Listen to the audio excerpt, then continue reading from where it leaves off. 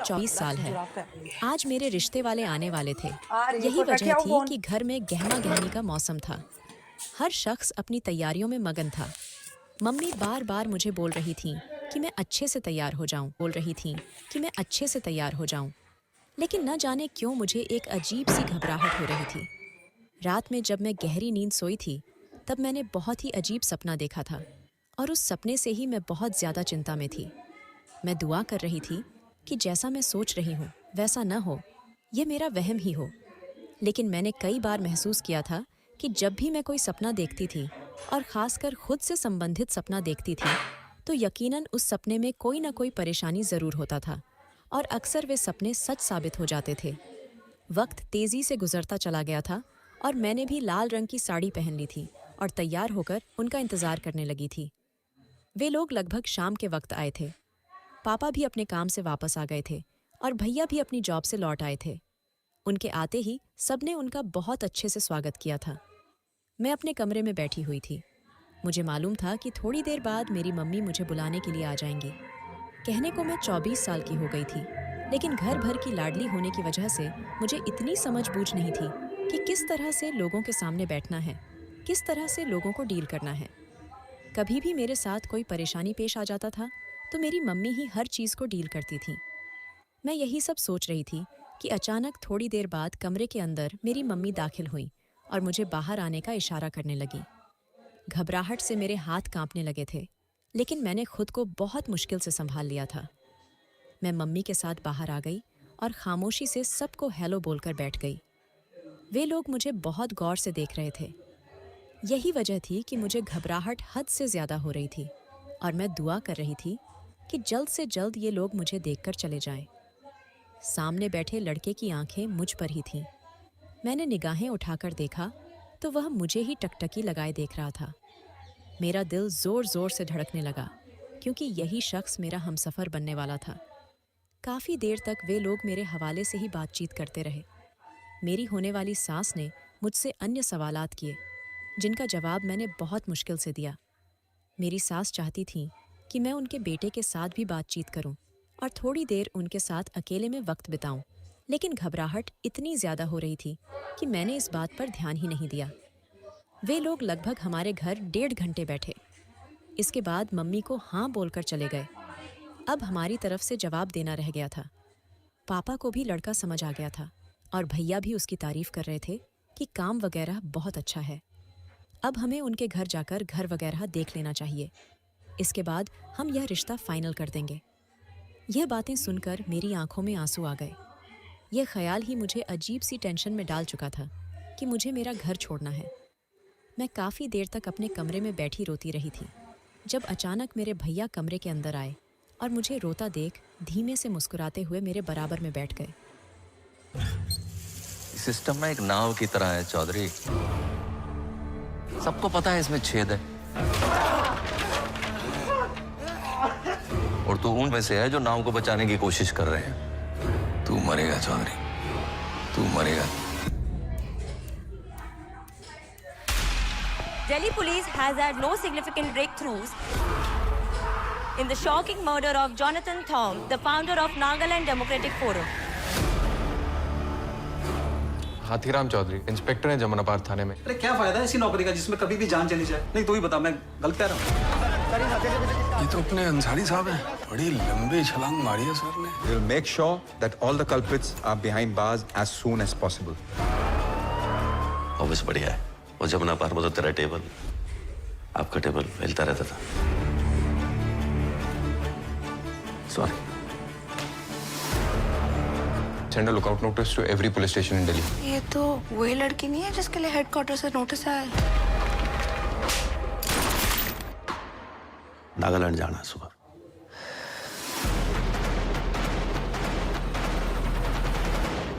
Tom died in your city offices under your watch.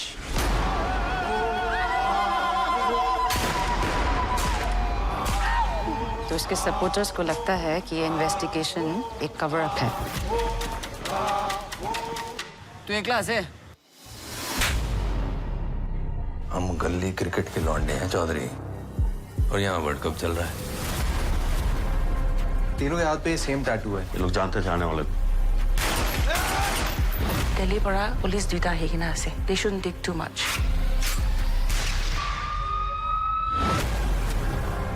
कोई है madam जो इस केस की गोटियां गायब कर रहा है, और मेरा तजुर्बा है कि ऐसे टाइम पे या तो आप नौकरी कर लो या ड्यूटी कर लो।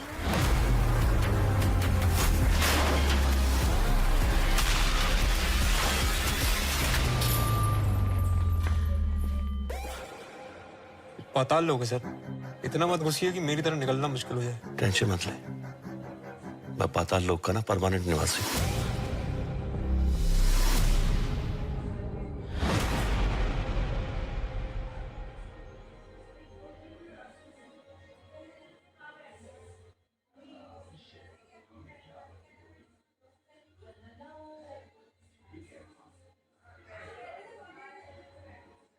अगर किसी पुरुष में एनर्जी की कमी है, उनको ज़्यादा देर तक रिश्ते बनाने में प्रॉब्लम होती है, तनाव की कमी है, या फिर बढ़ती उम्र की वजह से थकान और कमज़ोरी रहती है और आपकी इच्छा ही नहीं होती है कुछ करने की, अब परेशान होने की बिल्कुल ज़रूरत नहीं है, क्योंकि मैं आपके लिए लाई हूँ लिव मुस्टैंग।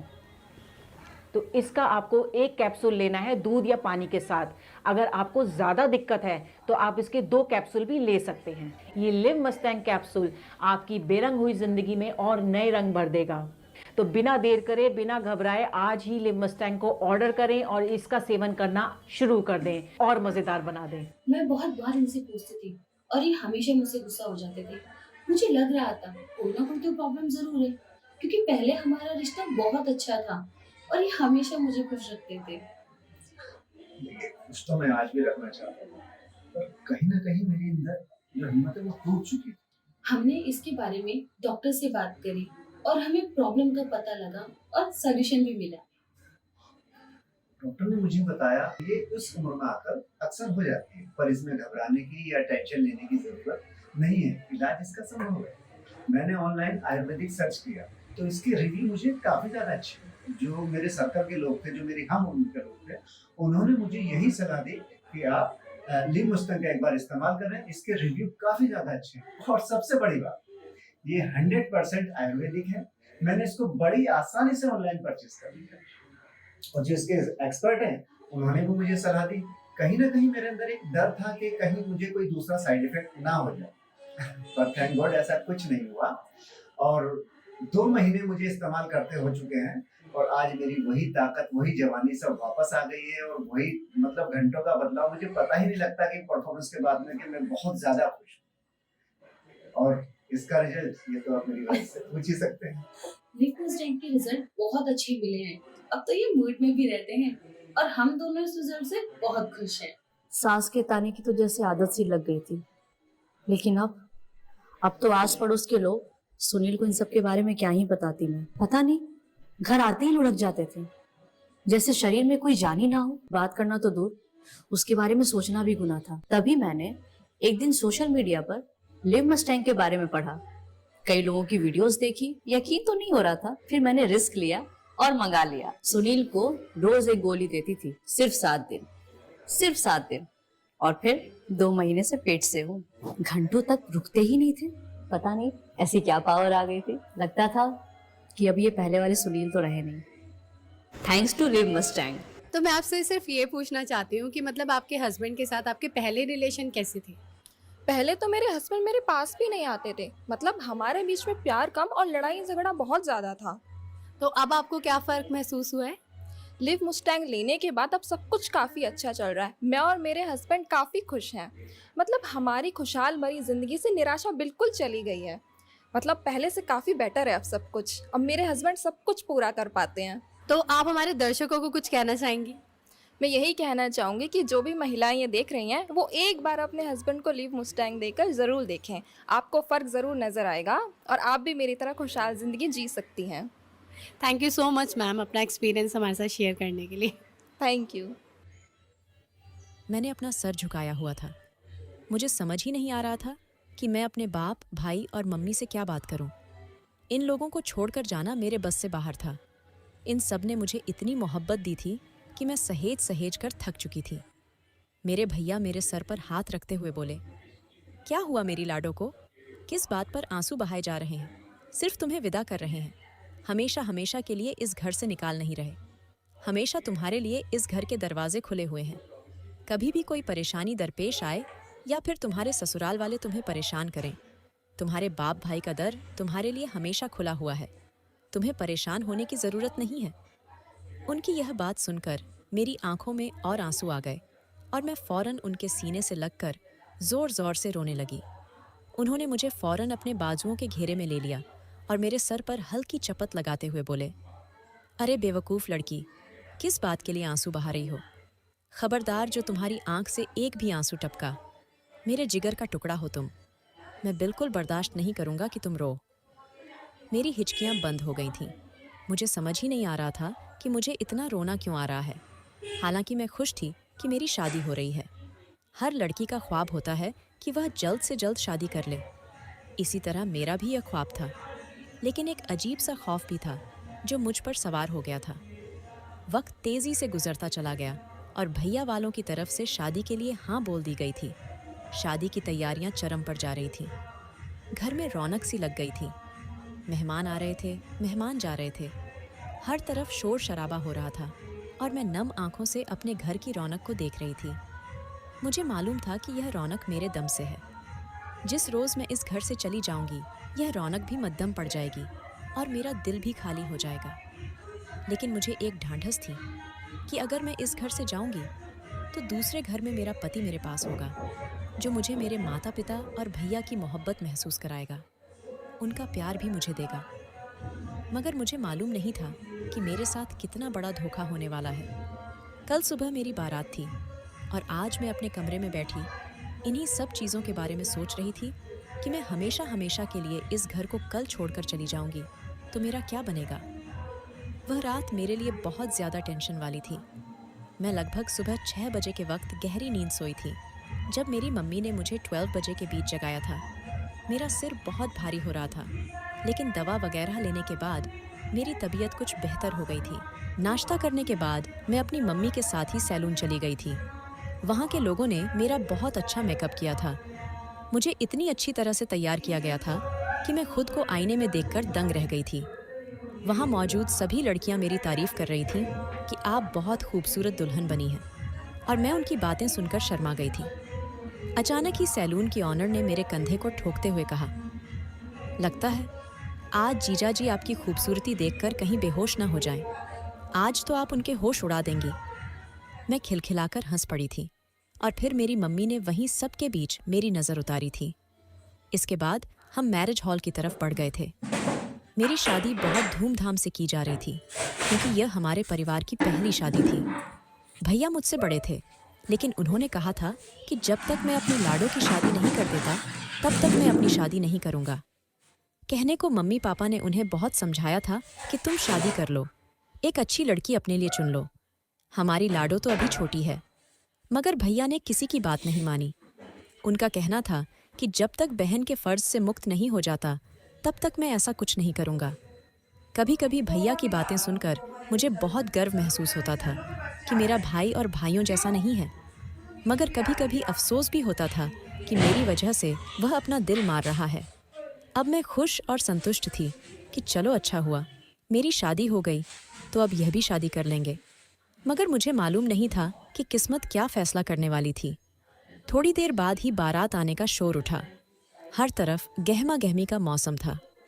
मैं स्टेज पर बैठी अपने दूल्हे के आने का इंतज़ार कर रही थी। वह घोड़ी पर आए थे। बहुत ज़्यादा शोर शराबे की आवाज़ें आ रही थीं। हमारे परिवार की सभी लड़कियां मैरिज हॉल के प्रवेश द्वार पर फूलों की प्लेट लेकर खड़ी थीं ताकि जब दूल्हे राजा मैरिज हॉल में दाखिल हों तो उनका स्वागत किया जाए। थोड़ी देर बाद वह मुझे अपने सामने से आते हुए नजर आए। मैं उनके सम्मान में अपनी जगह से खड़ी हो गई। मेरे होठों पर एक खूबसूरत मुस्कान नाच रही थी। वह दूल्हा बनकर बहुत खूबसूरत लग रहे थे। मेरी 2 निगाहें उनसे हट ही नहीं रही थीं। वह कदम ब कदम चलते हुए मेरे पास आए और स्टेज पर आकर मेरे बराबर में खड़े हो गए। फोटोग्राफर ने हमारी कुछ तस्वीरें खींची। इसके बाद शादी की रस्में शुरू हो गईं और कुछ ही पलों में मैं अपने पूरे अधिकारों के साथ एक ऐसे शख्स के हवाले कर दी गई जिसके बारे में मुझे केवल नाम ही पता था। इसके अलावा मुझे कुछ नहीं मालूम था कि वह किस स्वभाव और किस तरह की शख्सियत के इंसान हैं। शादी होते ही खाना खोल दिया गया। खाने के बाद मैं अपने ससुराल वालों के साथ विदा हो गई। मैंने अपने पापा, मम्मी और भाई तीनों के गले लगकर खूब रोया। हमारे परिवार में बहुत सारे लोग थे। सबने मुझे दुआएं देकर विदा किया, मगर किसी को भी मालूम नहीं था कि इस बार की दुआएं मेरे लिए नहीं हैं, बल्कि शायद एक अच्छे समय के लिए रख दी गई हैं। गाड़ी में बैठते ही मेरा दिल इतनी जोर से धड़का कि मैंने अपने सीने पर हाथ रखा कि यह किस तरह के जज्बात हैं। मैंने गर्दन मोड़कर देखा तो मेरे पति अपना मोबाइल इस्तेमाल करने में बिजी थे। शादी के दौरान भी उनका दिमाग न जाने कहाँ गुम था। मुझे कुछ समझ नहीं आ रहा था। कई बार मैंने महसूस किया कि मैं उनके करीब होने की कोशिश करती हूँ तो वह मुझसे दूर हो जाते हैं। अक्सर मैंने दूल्हा दुल्हन को स्टेज पर बैठे हुए देखा है। तब अक्सर दूल्हा शरारत में अपनी दुल्हन का हाथ पकड़ता है, मीठी मीठी सरगोशियां उसके कान में करता है। लेकिन मेरे पति ने ऐसा कुछ नहीं किया, बल्कि वह तो ऐसे अपने आप में मगन थे जैसे शादी सिर्फ उनकी थी, मेरी नहीं। मेरा दिल किया कि वह अभी मेरे कंधे पर हाथ रखकर मुझे दिलासा दें कि तुम्हें परेशान होने की ज़रूरत नहीं है। तुम किसी गैर के घर नहीं, बल्कि अपने पति के घर जा रही हो। मगर उन्होंने तो मेरी तरफ देखना भी ज़रूरी नहीं समझा। रुखसती के दौरान भी जब मैं हिचकियों से रो रही थी, तब भी उन्होंने मेरा हाथ नहीं थामा, बल्कि बेगाना होकर एक तरफ चल रहे थे।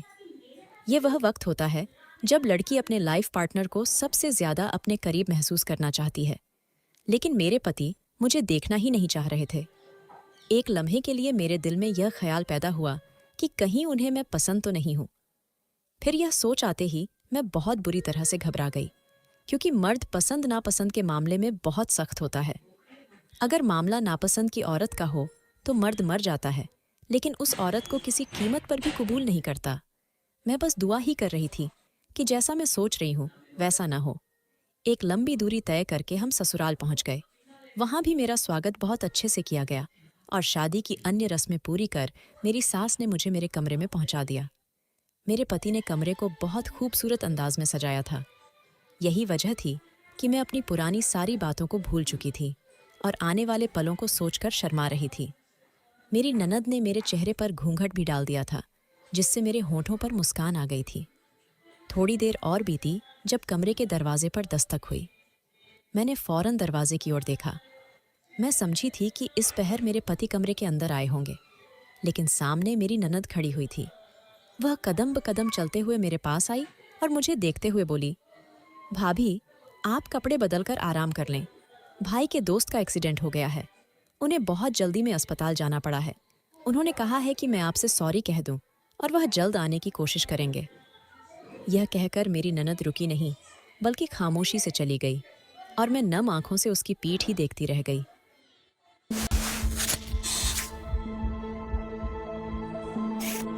Look within. Your skin is amazing. Millions of cells shielded by a natural barrier. With time, this barrier's resilience is tested, affecting your skin. Sebamed maintains your skin's ideal pH, protecting its natural barrier, letting it be amazing. Sebamed, science your skin needs. यह क्या हरकत हुई थी? आज मेरी सुहाग रात थी। मेरे पति को मेरे पास आना चाहिए था। बेशक दोस्त बहुत ज़रूरी होते हैं, लेकिन ऐसे मौके पर किसी और को भेजने के बजाय अगर मेरे पति आकर मुझे यह बात बताते कि मैं थोड़ी देर में आता हूँ, तो मुझे ज़्यादा सुकून मिलता। मेरे दिमाग में एक बार फिर अजीब अजीब से ख्याल आने शुरू हो गए थे और मैं बैकग्राउंड से ही टेक लगाकर बैठ गई। मेरा बिल्कुल दिल नहीं चाह रहा था कि मैं कपड़े बदल लूँ। आते वक्त मेरी मम्मी ने मुझे एक बात समझाई थी, आज की रात तुम्हारे लिए बहुत ज़रूरी है। अगर तुम्हारी सास, तुम्हारी ननद या कोई भी शख्स तुमसे कपड़े बदलने का या फिर अपना बनाव श्रृंगार खत्म करने का कहे, तो यह मत करना।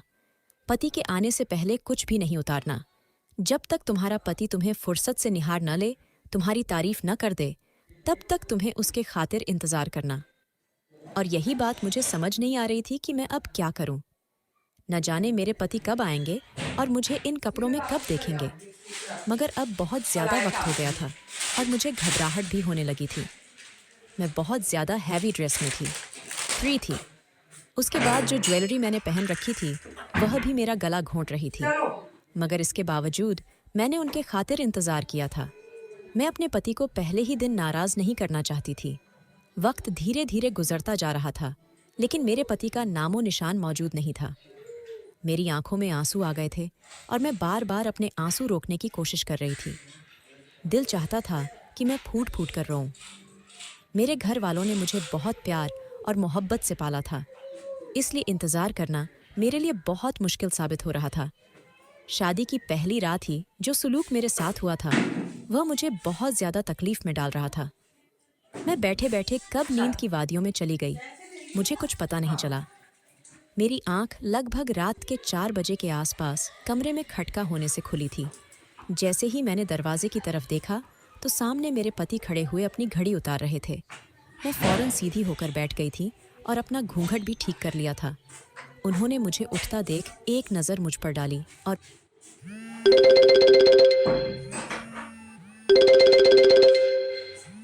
कौन आ रहा है?